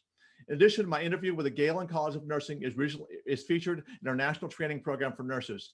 Recently, I provided human trafficking training to the College of Nursing and their students at the Medical University of South Carolina. My work with the OSCE ODIHR and the ABA Rule of Law Initiative in the Ukraine helped pass groundbreaking legislation that protects children from online predators. In addition, I was recently both a speaker and at the online public event and launch and a contributor to the occasional paper number 10 by the OSCE Office of Special Representative and Co-Coordinator for Combating Trafficking Human Beings, applying gender-sensitive approaches in combating trafficking human beings. Survivors of human trafficking are blazing a trail in the fight to end human trafficking, and the inaugural International Survivors of Trafficking Advisory Board, ESTAC, created by ODIHR in January of this year, has already made great strides in helping create groundbreaking policies and protocols that will save the lives of countless victims. On this World Day Against Trafficking, I want to call on all governments and organizations around the world to help amplify the voices of victims and survivors and create a world where every child knows the meaning of unconditional love. I will never know the joy of being a carefree child lying in a field watching clouds as I imagine their gentle shapes. What I can do is fight until my dying breath so that every child can experience this and stop the tragedy of another ravaged childhood. And I hope to see each and every one of you fighting by my side. Thank you so much. Thank you so much, Jerome. And Jerome has been truly instrumental in inspiring incredible work to address sexual abuse of children online in Ukraine, as well as a variety of other work. So thank you, Jerome, for your words and for making us all understand actually the impact of trafficking on boys. With that, I would like to invite Daniela De Luca, who will be speaking in Spanish. So if you would like to have interpretation, please click on the English and on the interpretation button at the bottom of your screen. Daniela is a survivor leader working with Apne for 9 years as part of the Mobile Rescue Unit. She's a linguistics and social mediator, detecting and rescuing victims, women and children from human trafficking for sexual exploitation. She has also completed a certified course as an intercultural mediator. She has been participating as the main trainer on the issue of human trafficking with a focus on the perspective of gender and human rights for health workers, legal support workers, police force, and different professionals of the Spanish Prime Minister's office. Before being trafficked, she was a law student in Brazil. Daniela, the floor is yours.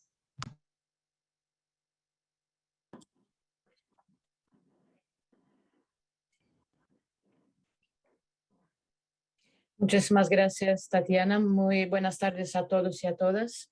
Es un placer y un honor estar aquí escuchando a todos vosotros. A mí me enriquece muchísimo como persona y es un honor poder contribuir con mis aportaciones. Yo llevo 10 años y medio ahora en la unidad de rescate de la entidad que me rescató afortunadamente, que se llama Apne, y trabajo en primera línea. Me gustaría decir que de todo eso que habéis dicho, mi trabajo en primera línea pues consiste en atender 49 nacionalidades distintas de todo el mundo. Y entonces me gustaría compartir la pantalla porque hice algunas aportaciones que me gustaría compartir con ustedes. ¿Se ve?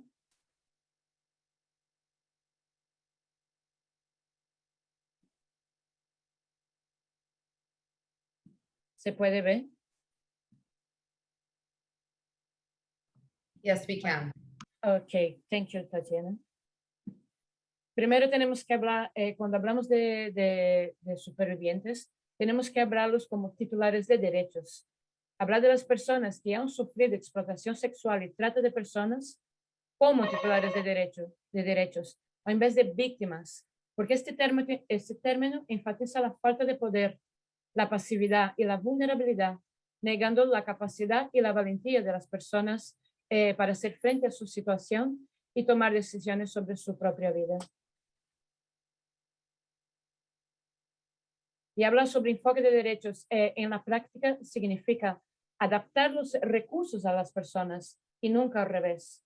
No discriminar a nadie, respetar la dignidad de cada persona. Porque así trabajamos nosotros aquí en España, que desgraciadamente es el primer país a nivel europeo que más consume y demanda prostitución y el tercero a nivel mundial. Luego, fomentar el protagonismo y la participación de todos los supervivientes, empoderarlos, potenciando su autonomía y la capacidad para hacer valer sus derechos. Procurar la inclusión para que alcance su autonomía personal, social, económica, a través de formación y acceso al empleo. Porque si no hay alternativas reales, difícilmente las personas consiguen abandonar la trata de seres humanos, porque sus necesidades más básicas no están cubiertas. Nunca podemos sustituir al Estado, pero sí exigir el cumplimiento de sus obligaciones. Y luego hablando de perspectiva de género, porque desgraciadamente la trata no es un fenómeno neutral respecto al género. Según todos los datos oficiales, las mujeres y las niñas víctimas de trata, principalmente con fines de explotación sexual, constituyen el porcentaje más elevado a nivel mundial.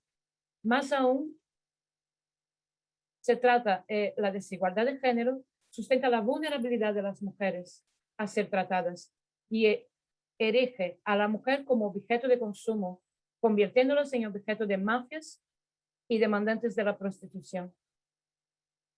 La prostitución constituye una forma cruel de violencia contra las mujeres. Responde a una situación de explotación y incluso a veces de esclavitud. Podéis imaginar que una sola mujer y cada vez más niñas, desgraciadamente, que es lo que vemos todos los días a pie de calle, que los demandantes de prostitución exigen cuerpos cada vez más jóvenes.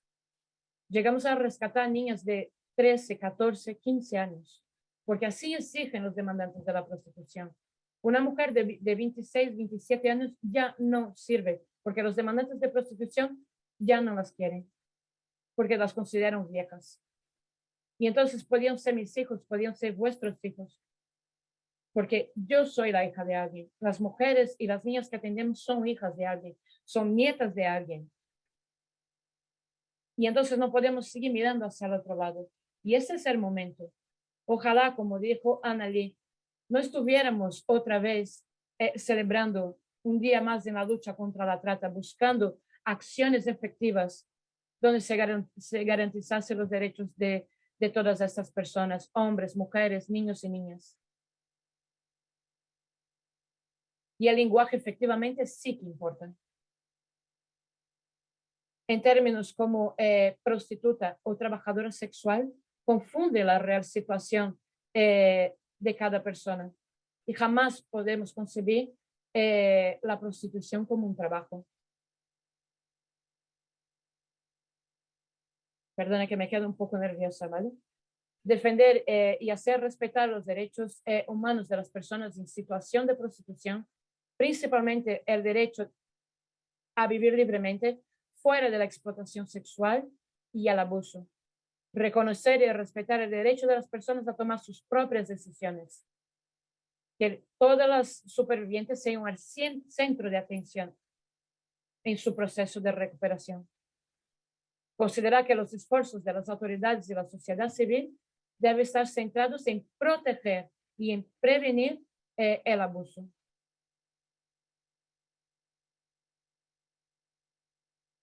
La inclusión de los supervivientes.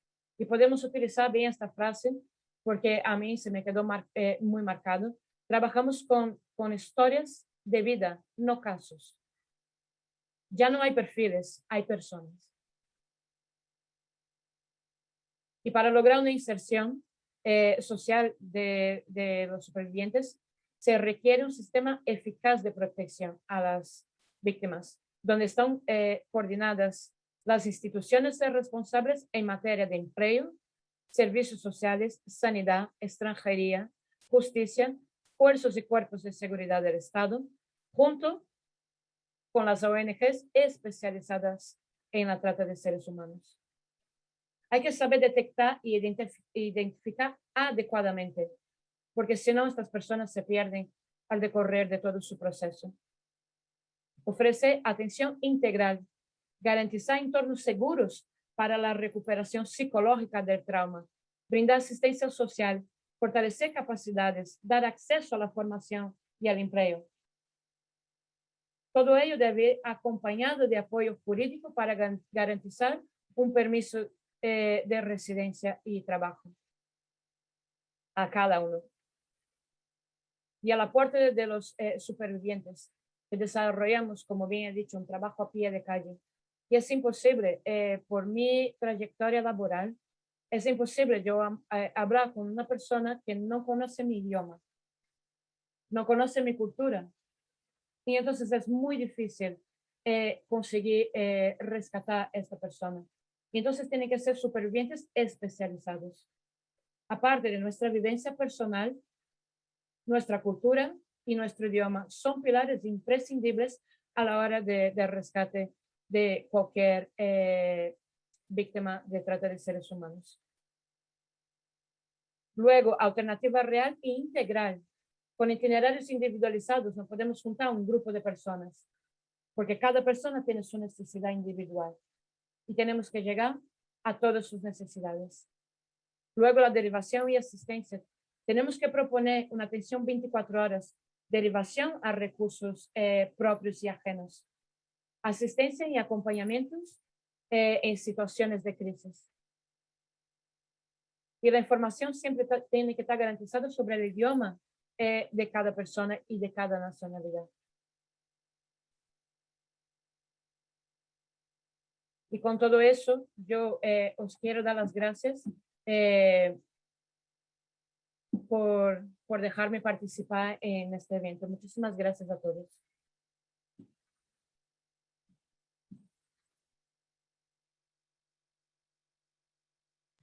Thank you so much, Daniela. And with that, I would like to introduce our another member of ESTOC, Kendall Alimo, whose artwork you have seen on the flyer for this event. Kendall is an international activist, a clinical educator, professionally trained artist, but most importantly is a survivor of child sex trafficking.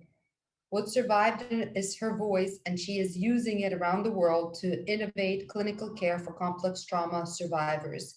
Kendall is an expert in child sexual abuse prevention and medical modalities for complex trauma recovery. She has spoken both domestically and internationally in her mission to educate, support, and provide hope to populations affected by the fallout of all types of trauma through her trauma talk.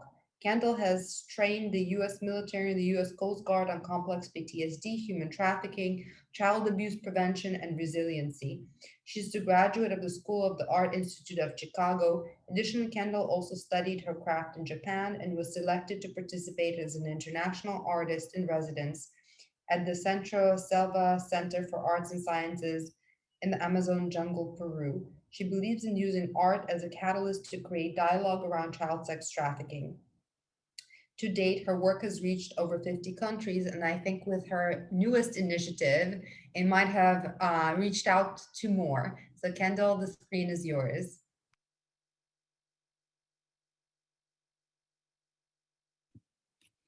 Wonderful. Well, thank you very much, Tatiana. I appreciate it. Thank you, OSCE, ODIHR, ICAT, and everybody around the world attending this event today. I think we have a lot to celebrate together.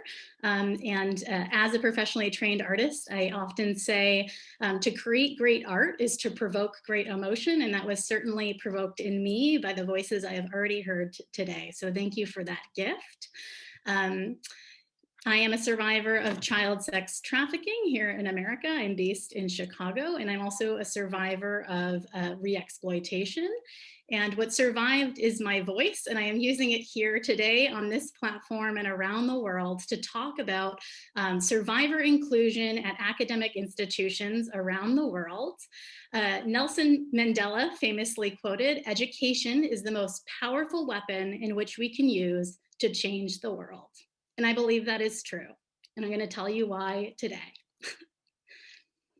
We know in this community that survivors are not merely falling into gaps after care, they are falling into great canyons. And I know because I was in there. How do we get these survivors out of these canyons into freedom? We often talk a lot about safe houses. As an artist, I made a little house today. So, you know, I often think about the word house and home, and sometimes I still feel like I'm yearning for my own. And often think about the differences between the words house, safe house, and home. And how do we get these survivors from safe houses to their homes and to homes within themselves and ultimately freedom? And there's things in between that need to be addressed. As Tatiana mentioned, I've done a lot of education on mental health care for this population. So we're going to be needing, in between the safe houses and homes and ultimately freedom, we need trauma-informed, ethical trauma-informed treaters. We have a huge deficit of treaters, not just here in the United States. I know from seeking my own care, but around the world, and they are desperately needed. And we are losing lives today, tomorrow, and in the future, and they are needed.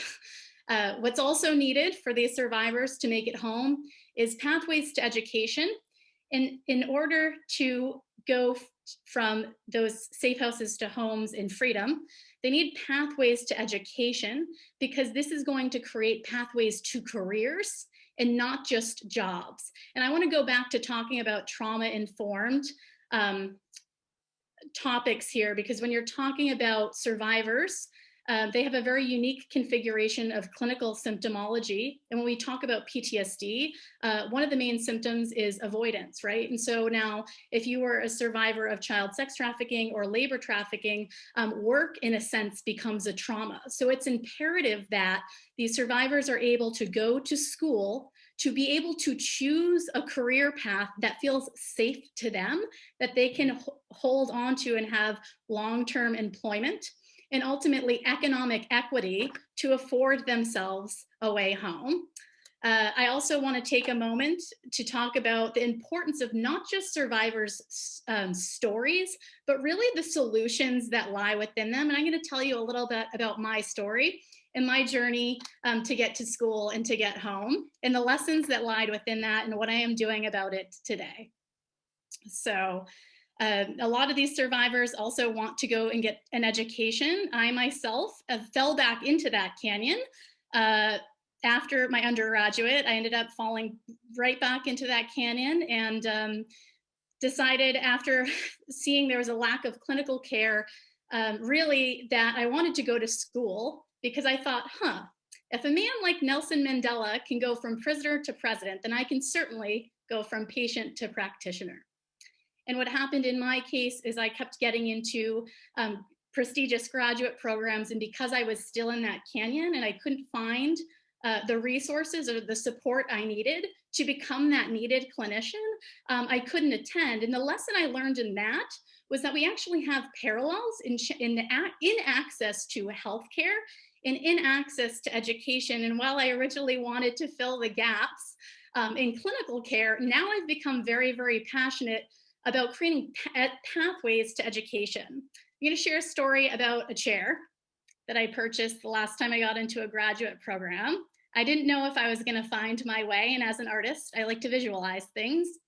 And I sat down, I thought, I'm going to order a chair off Amazon, and I don't know if I'm going to make it this fall, but I got into one of the country's best institutions, and I'm going to order this chair, and I'm going to sit in it every day and pray and hope I find my way.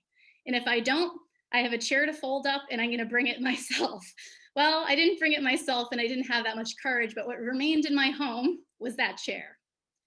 And I kept thinking about this and had come up with a policy-based solution that I believe could fund these chairs without external scholarships or funds coming out of the endowments from the institutions. So there is a solution created out of my story. And just last month, I had a dream about creating more seats in the world. And I sent the first chair out to an institution here in America. And let me tell you what it did. It did three things. I sent a chair to a president here in Chicago, and it did three things. It got their time, it got their attention, and it got a meeting so I could start the dialogue on why these seats are necessary. And this seat was a gift to this institution. This seat was a symbol of the seats I believe we can work together to create around the world. And I got a meeting, and it was really well. I said, okay, well, what now? Well, what now? It worked, so you're going to do it again. Can I send 10 seats? Can I send 20 seats? How about I send 30 seats in honor of World Trafficking Day? And then I got an email from somebody in Canada, a survivor. Dear Kendall, I read your story in the United Nations article, and I need to find my way to school. Let's send a chair to Canada. So then it went from 30 seats in order to represent July 30th to seats around the world. I dreamed this policy-based solution over a year ago, and I dreamed about red seats going around the world just a month ago. And certainly they're going around the world, and they are moving today, and they are being delivered today, tomorrow, and in the future. So we have chairs that have been delivered to universities in Norway, Germany, the Congo, Africa. I'm gonna say I'm so overwhelmed. This has been so wonderful. We've got chairs in Canada. I want to make a very special thank you to Royal Roads University. I had trouble getting a chair to Canada, and that university had taken it upon themselves to not only have a meeting with me, but to tell me in that meeting, Kendall, we are going to go out as a university and get a chair and put it on our lawn and take a photograph. And when I got that, I was moved. So Royal Roads, thank you so very much. not only for getting that chair, but for warmly welcoming a survivor into your campus this fall. And let me tell you, I'm going to be so happy to celebrate that survivor on graduation day and in their newfound freedom. To universities around the world that have got these chairs, I am the person that sent them. I want these chairs to be considered art. I believe they're sculptural, and I believe sending them is a performance piece. And I think they're sculptural, it's a performative piece. They're also a gift. And it's an invitation to kindly join something I'm going to talk about in just 1 minute. I think it's amazing that the world has come together today. And I believe that if the world has come together today in this way, that we can have academic institutions be encouraged to also come together today, to join us in the fight to liberate many survivors that remain in those very canyons. I believe universities are uniquely equipped to join us in this fight. I'm going to ask every university to create 1 seat to join us in ridding modern day slavery. I believe that universities are uniquely equipped to really implement restorative justice and join us in this fight by not only keeping those red chairs, but joining me in something that I have created for the world. I want to note that survivors are some of the most resilient people I have ever encountered. And I'm not just speaking about myself. The people on this panel, the people around the world that are still enslaved today are going to be resilient tomorrow. People that had the will to save their own lives and to have dreams to go to school, to become doctors, to treat, lawyers to prosecute, and policymakers to drive real change. I want to note that these survivors that want to go to school to selfishly serve our global community at the highest level with a combination of lived experience and degrees. I want to also note the passion, grit, and determination that these amazing survivors have cannot merely be manufactured, not even in a classroom. And if given a chance, I know they are truly capable of changing our world. Today, I'm taking a stand so that my fellow survivors can finally take a seat. I believe we must educate to liberate. And on this day, July 30th, 2021, it's with great pride that I announce that I have founded the world's very first University Alliance on Human Trafficking. This will be an alliance of leaders and institutions from around the world committed to creating pathways to education and financial freedom, because I believe we can create a world where survivors can truly become students. Thank you. Thank you so much, Kendall. And as you know, I'm personally a very big fan of your initiative on how to do this. The first time I heard of it was at your interview for the International Survivors of Trafficking Advisory Council. And I believe you have created a vision of where survivors not only survive, but are able to thrive.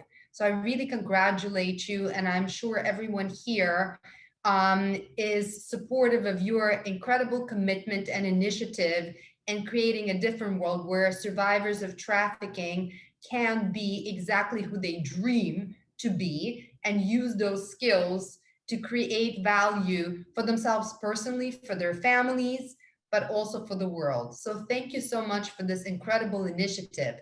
And before we continue with the launch of the virtual museum, as Timea Nagy was going to provide closing remarks, but she is the keynote speaker for another very busy World Day event.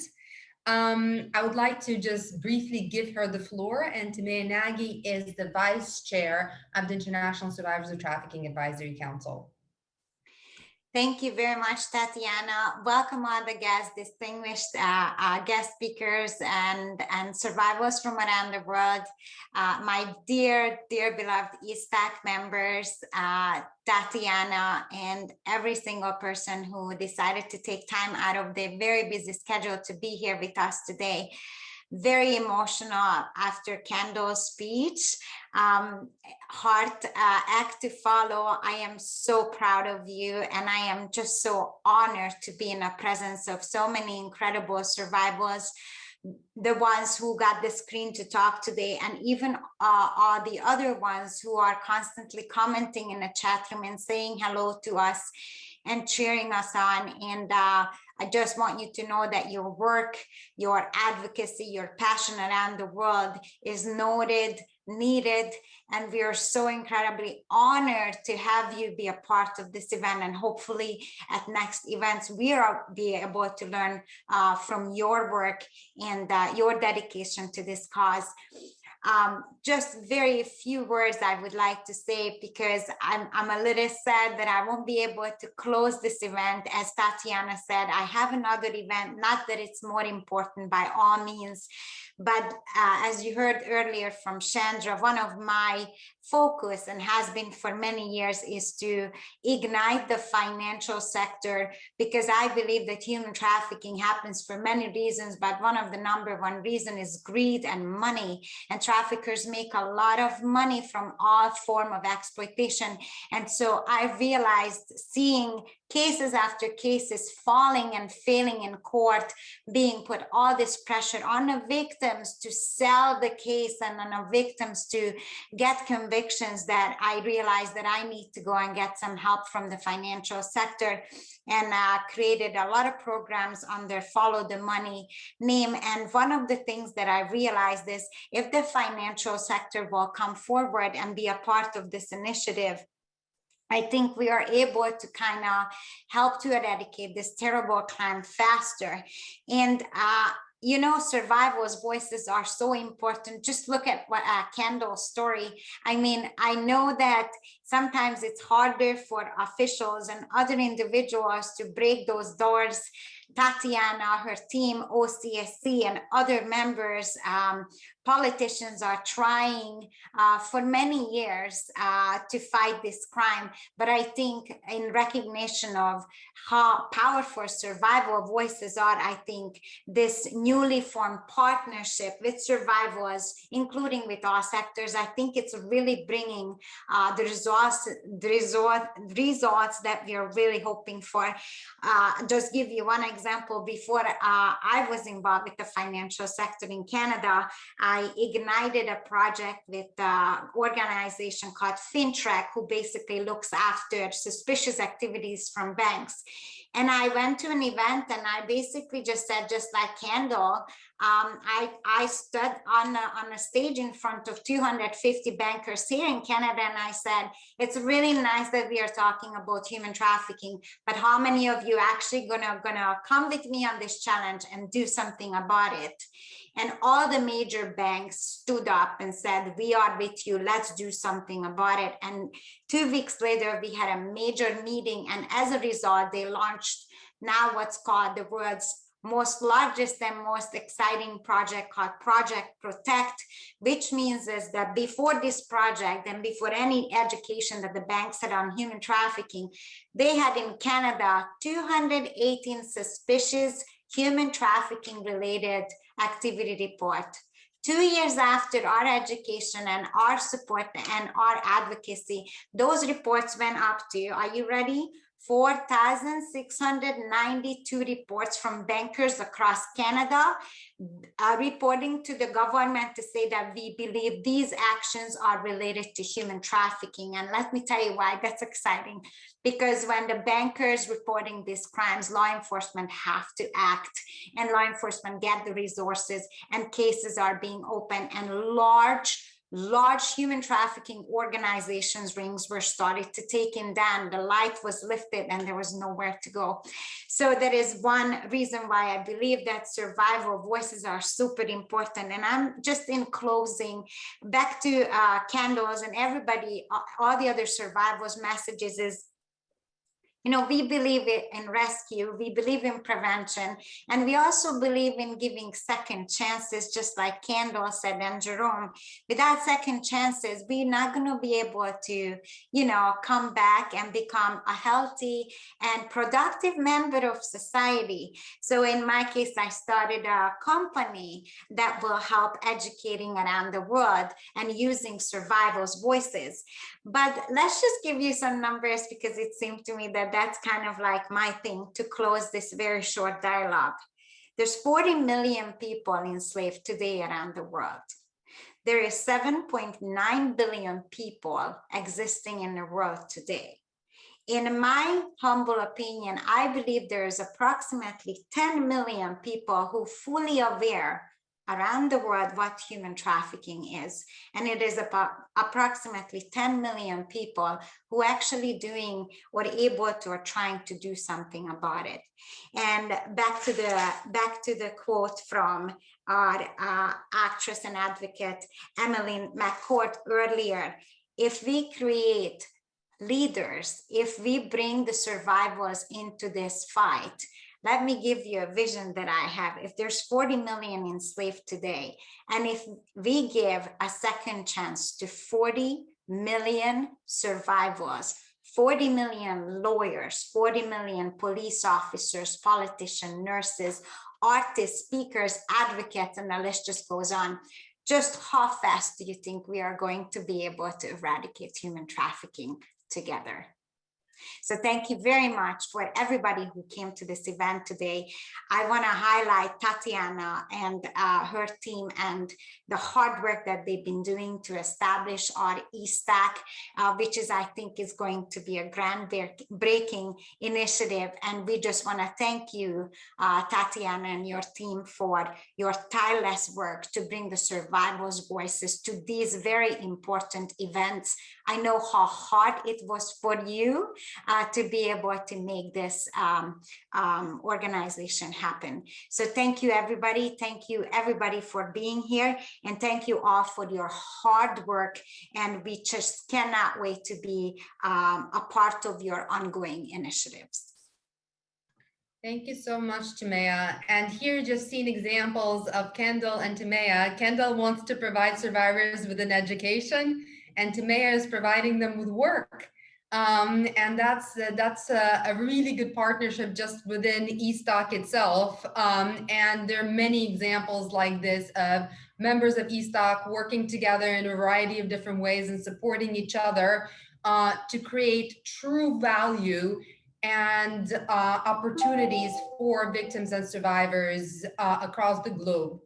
With that, I would like to turn to our more creative and impactful part of the program, which likewise includes survivor stories, and members of the International Survivors of Trafficking Advisory Council, and turn over to Simone Hind, who's the curator of the museum, as well as Annika Chatterjee and Ishita Panwar for the launch of the Apne App Virtual Museum. So the floor is yours. Thank you so much for your introduction, Tatiana, and thank you everyone for offering us the space to launch our virtual museum. It's been truly inspiring to hear everyone's voices and stories today. And I'm hoping that, I'm just going to quickly share my screen, but I hope that with this exhibition, we can add to the voices and stories of the people and survivors today. As Tatiana already said, I'm Simone, and I've been able to work with Apne over the past couple of months to curate our 1 Million Meals Code Relief exhibition for our Feminist Museum of Grassroots Action. We decided to create this exhibition because, of course, because of the pandemic, it's been difficult. We've all been secluded, and we want to offer a creative way to interact with aid for human trafficking survivors, especially during the pandemic. Just a quick background information on Apne App. Apne App is a women's rights organization that's based both in New York and in India, and we work on the ground with women and children in India to prevent intergender prostitution. So without further ado, we'll enter our first introductory room of our exhibition. You'll be able to find this exhibition on our website. I'll give you more information on that at the end of this presentation. But there's a guided tour embedded in it. So it will take you from wall to wall, and you'll be able to click every photo and find out more information. So as I said, this is the introductory room, and we've named this after a quote by Gloria Steinem, which is "We are linked, not ranked." This has two reasons. First of all, the virus has shown us over the past 18 months that it does not discriminate. It affects everybody. It doesn't matter if you're a man or a woman, if you are rich or poor, if you live in India or America. But of course, what is also true is that women and marginalized communities are disproportionately affected by this virus. Nevertheless, we are all not ranked when it comes to a global pandemic. The other reason, the other part of the quote, "We are linked," is because our 1 million meals COVID relief effort, which intentions it was to provide food and sanitary products to women and girls in red light areas, refugee camps, and migrant slums in India, was only able to be as successful as it was, which Shira said in the beginning. We aimed to provide 1 million meals, and we are now over 12 million meals. And it was only possible for us to distribute this amount because of our unique approach of the human chain. I'll explain to that further later, but the human chain basically it just describes how we are all interlinked. We are all, every individual human being on this earth is a link of this human chain. And this, by approaching our effort with this, we were able to distribute our resources effectively. So the first wall will give you just a bit of background info. If you don't have me as a guided tour, it will just introduce that. Then we've continued to our next wall, which we titled COVID-19 and India. We decided on this because, of course, as I just said, we worked on the ground in India. And although so many countries went into lockdown in March 2020, India was facing a unique lockdown, which was that first all businesses shut down, which of course threatened the livelihoods of many, many people, but then also public transport shut down, which further alienated marginalized communities. So this is just background information on what was going on in India at the time, what's still going on. Then all these photos, by the way, were taken by our Apne team on the ground. And these are photographs of women and children in India. And because it's an interactive exhibition, when you click on the photos, you'll find out more on the lack of access to education, the food insecurity, and the health risks that children in India were facing, especially because when schools shut down, many children didn't have access to meals anymore that were usually provided by some state-run schools. So you'll find out facts and figures when you visit the exhibition and can read through it in your own time. We then move on to the previously mentioned human chain wall. There's two photos. One is the graph, and one is an actual photo of our on-the-ground workers that exemplify the human chain. And for us, it is important to understand that the human chain starts and ends with our beneficiaries, of course, and it goes through donors and celebrities to warehouse and factory owners to student volunteers and community mobilizers. We understand the human chain to be the inextricable connection between human beings. And if we continue to do our aid with this approach, this is how we can ensure that we effectively reach the most vulnerable that we aim to reach. Again, when you visit the exhibition, you click on the photos, you'll find out more information. We then move on to the next wall, which is named 1 Million Meals. It just gives a bit of background info on the organization and what the initial plan was. The rest of the wall offers a space for 3 of our beneficiaries to speak about themselves, their individual circumstances, and the wishes and hopes that they have for the government for a sustainable livelihood in the future for themselves. These are videos, so when you click them, it will have audio and subtitles. Before we leave our first introductory room, I just wanted to draw attention to how 1 Million Meals started. And that was really, truly just one WhatsApp message by a 13-year-old girl that messaged our founder, Ruchira Gupta, saying that they do not have any food anymore. And I wanted to point this out in this exhibition specifically, because we all have access to the internet, we all have access to WhatsApp, and I hope it inspires people to think of what we can do with the resource that we have at hand. This is just a quick list of all the people I've been able to work with over the past months that helped to put this amazing project together. We now enter our second room, which will give more in-depth information on 1 Million Meals as a project, who was involved and where we worked. We named this Walking with Purpose because we show the people that were involved in every step that we were taking, and these people make sure that each individual step they take is filled with purpose. The guided tour will then take you to the next wall, which is an illustration through pictures of the human chain. It shows you each individual step of the human chain. It will give you information on other on-the-ground organizations that were working with us to make this effort possible. And again, when you click on the different pictures in our exhibition, you'll find out more about our individual links. Of course, this couldn't be complete without our beneficiaries. And on this wall, you'll find out about who they are and where they are based and how we've helped them. Then before we end up at like the numbers that we've achieved and all the work that we've put into over the past 18 months, there's one more definition that I'd like to point out that we've been working with. Because we as Apne, as an organization, truly believe that in order to reach the most vulnerable of society, and to take the steps to get to this person, we first need to identify them. And of course, it can be a 12-year-old girl living in a brothel in India, but it can also be a 19-year-old standing at a street corner in Atlanta, or an undocumented refugee in Europe that doesn't have their parents with them anymore. Usually it's someone with multiple marginalizations that cut them off from any food provision, housing, legal protection, and other aid that could create a sustainable and dignified life for them.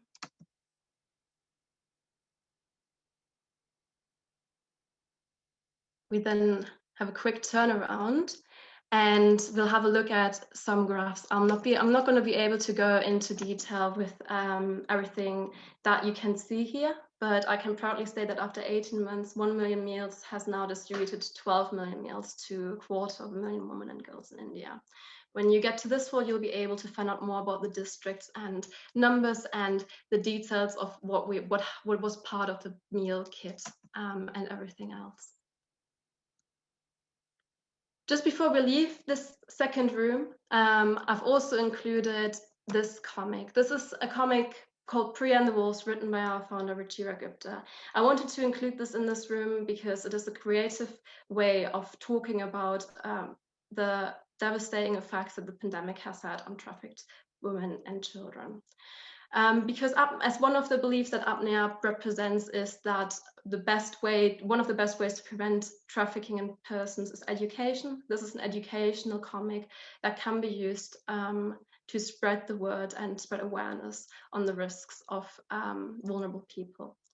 The comic is set in India during the height of the COVID-19 pandemic, when millions of migrants moved back to their villages and many women were preyed upon by sex traffickers. When you go on our website, 1 Million Meals, you'll be able to download a free copy of this. I'm now most proud and excited to enter the final room, because it's been great what Apne has been able to do over the past 18 months, but there are so many different organizations around the world that understood the need to step in where government couldn't, and the service that they've done for their community is truly inspiring and heartwarming. We reached out to organizations from all continents, and they've delivered and submitted incredible work. They've all submitted one picture that summarizes the work that they've been doing with their logo. And of course, one picture is not enough to summarize the incredible work that they've been doing. But I'm absolutely over the moon to present all individual stories going over borders. So we've got submissions from all the way from upstate New York to Massachusetts to Germany, France, we've got the UK, we've got Italy, we even got Nigeria and Canada. And all these organizations have been committed to the cause of assisting and aiding vulnerable people in their society and in their community. This ranges from food distribution to also offering sanitary products, but also counseling services and even art projects, because we all understand that there's various different ways that we can assist and empower people during this difficult time. We then move on to our next wall.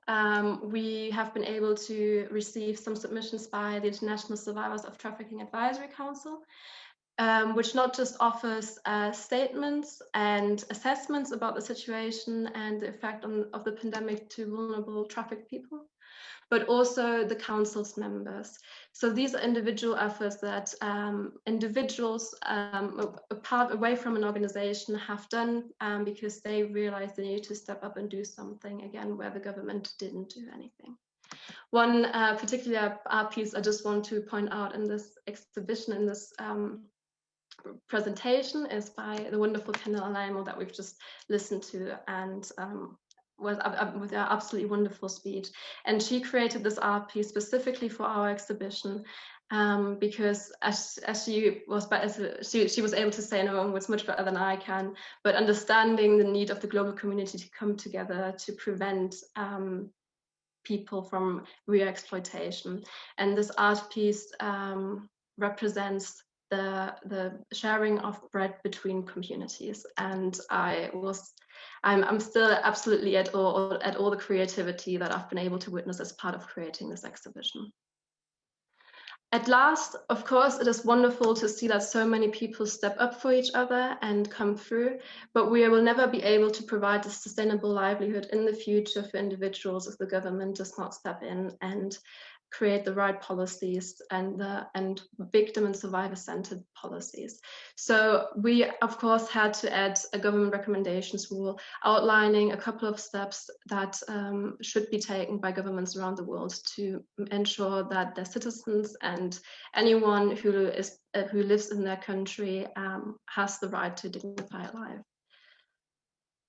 And at very last, of course, we need to have a call for action.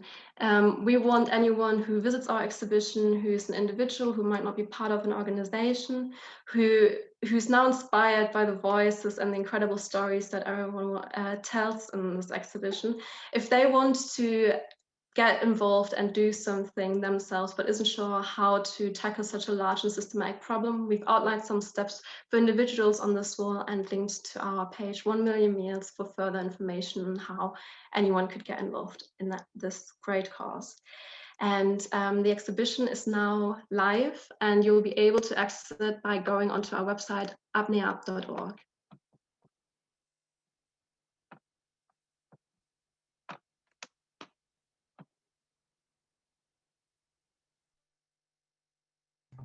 Thank you so much, Simone. It is truly an incredible initiative, and we look forward to further contributing to it and seeing how it impacts the conversation, the understanding, and the action surrounding human trafficking victims and support for civil society and survivor leadership. As we have run out of time about 10 minutes ago, you would have to skip the rest of the presentations and the Q&A, and thank all of you for being here with us today. I'd like to especially thank my team, Maximilian Scheid, and also Katerina Rabico for being here with us today and really supporting the World Day event. The ICAT partners, UNHCR and UNODC, and especially Alessia Verdano. I'd like to thank Apne and Ruchira and Annika and Simone and Ishita for working so hard to make the museum happen and for launching this incredible initiative during this World Day. I would also like to thank the interpreters who have made it possible for people around the world to really understand and join this incredible day. And more than anything, I'd like to thank all of the survivor leaders who are here with us today, who've shared their passion, their initiative, and their commitment, as well as to really thank AnnaLynne McCord for really taking this event on last moment, bringing her passion, commitment, and drive to inspire all of the participants and all of us to really take action and be able to report on what we have done, at the next World Day event, to really change things around, as well as really think about how to ensure the involvement of survivor leaders when we sit down, to develop the UN resolution later on in the fall. So thank you very much. I wish you an incredible World Day event. And I've also posted actually another event for those of you who really love the arts, where survivor leaders who are artists are going to be doing a variety of different exhibits, performance art, photography, and such, and where Princess Eugenie will be providing the keynote. So the link is actually in your chat if you'd like to join that in about an hour from now. So thank you very much, and I wish you a wonderful day ahead. Bye-bye. Thank you, Tatiana. Thank you, everyone. Thank you, everyone. Bye.